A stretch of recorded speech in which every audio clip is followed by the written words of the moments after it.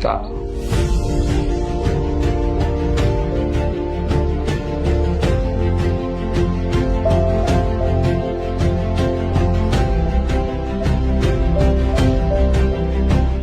অবস্থা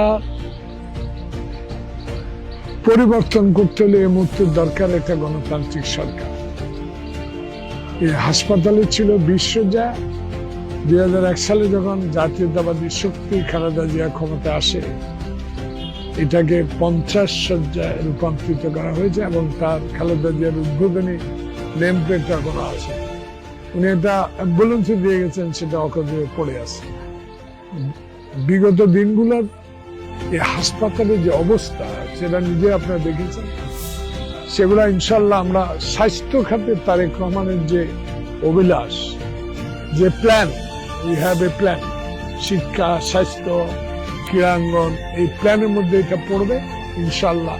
যদি তারেক রহমান সাহেব বাংলাদেশে ক্ষমতা আসতে পারেন এবং সরকার গঠন করতে পারেন, এইসব হাসপাতাল বিশেষ করে গ্রাম অঞ্চলে উপজেলা লেভেলে যে হাসপাতালগুলো, এটাকে আরো শয্যা বাড়িয়ে দেওয়ার চিন্তা ভাবনা আছে ওনার, এবং অভিজ্ঞ বিশেষজ্ঞ ডাক্তার নিয়োগের একটা ব্যবস্থা করা হবে ইনশাআল্লাহ।